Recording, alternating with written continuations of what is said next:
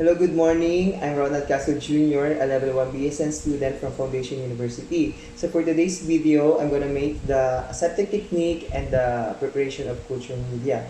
But before we start, we have to do the hand hygiene and we have to disinfect our working place. So assuming that I already done my hand hygiene, now we have to disinfect our working place. So we have here the alcohol.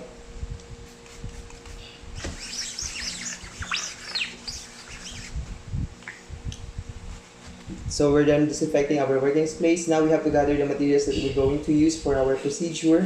So we have here the granulated sugar, the white gelatin or our improvised nutrient agar. Next, we need the beef bouillon. Then the 3 disposable container as improvised petri dish. So we have 3 disposable container here. Serves as our petri dish. Then next we need the stirrer. Yeah, assuming this is a stirrer. Then we need the medium glass container. Next, we need autoclave, or if we don't have autoclave, we can use the steamer, pressure cooker, or cooking pan. So I have here a pressure cooker. So then next is the distilled water. I just put in the glass, the distilled water.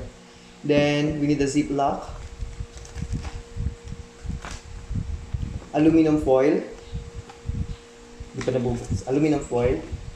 Then the alcohol lamp. Then this is just assuming that this is a what they call this, alcohol lamp. So the first step is we have to sterilize our equipment to kill all microbes. In the absence of the autoclave, you can make use of the pressure cooker, a steamer, or a regular pan. Boil them for about 15 to 20 minutes. So we have to put our materials here to kill all the microbes. I think the glass, the stirrer, our improvised petri dish, then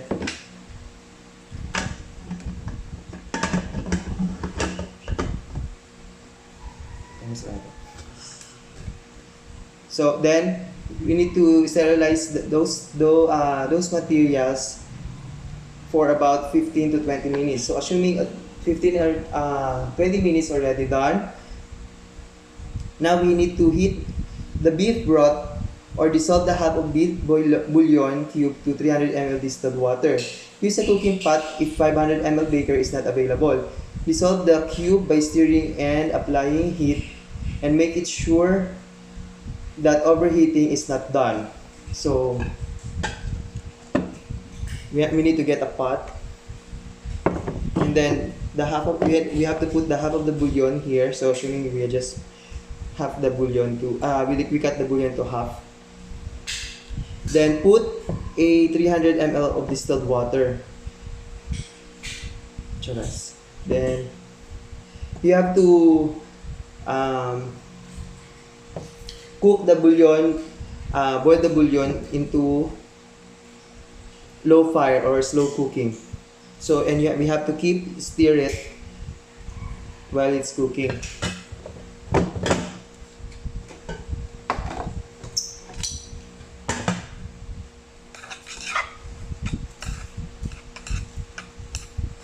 The next, we have to turn into small pieces the white gelatin block, or our improvised for our improvised nutrient agar,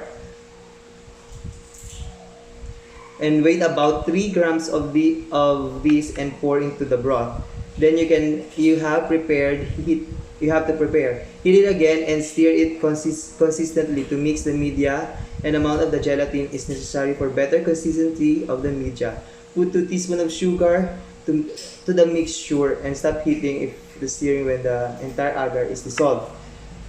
So we have to put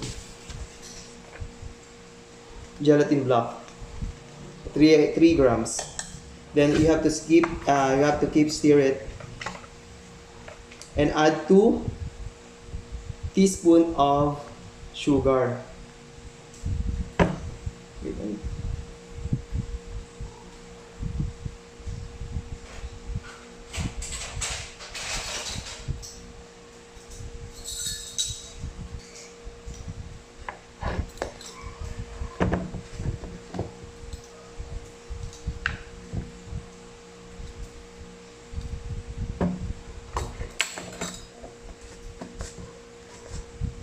Then stir it. We have to avoid too hard agar and too soft or watery agar.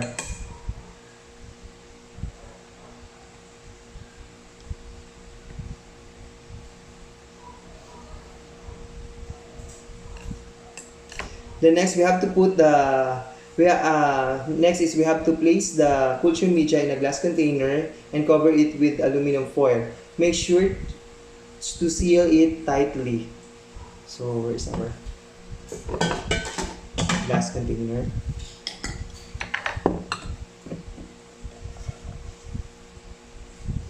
Chica. Then cover with aluminum foil and make sure to seal it tightly.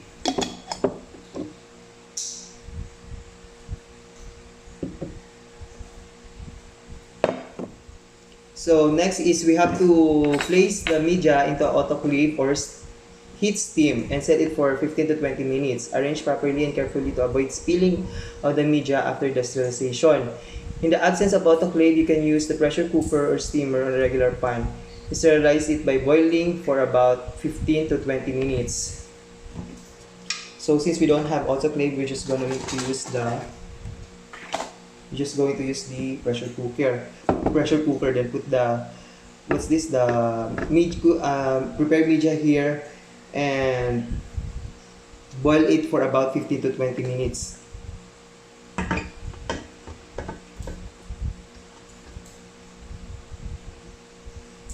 Then after 20 minutes, allow it to cool after sterilization.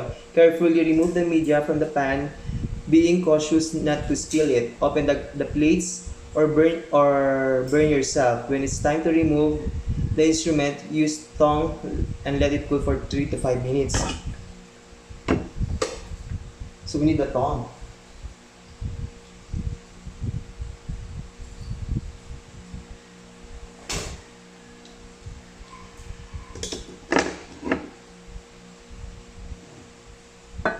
There we go. Then let it cool for 3 to 5 minutes.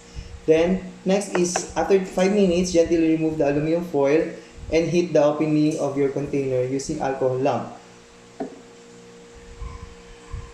Pour about 5 mm thick of culture media to your improvised petri dish. Cover it with a case or cover the cover of the container. Let it cool to solidify. Repeat it to the other containers.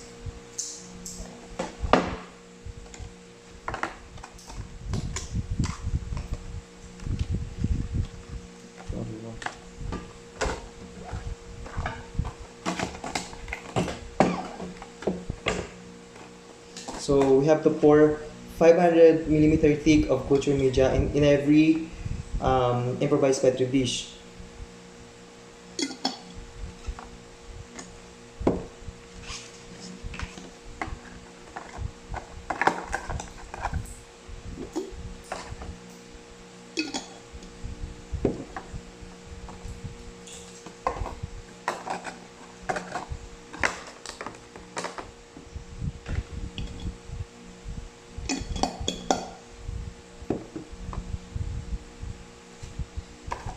So,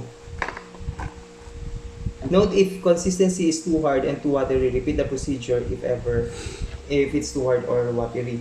Then turn the plates upside down to prevent moisture from condensing on the agar surface and store them into Ziploc until you're ready to use them.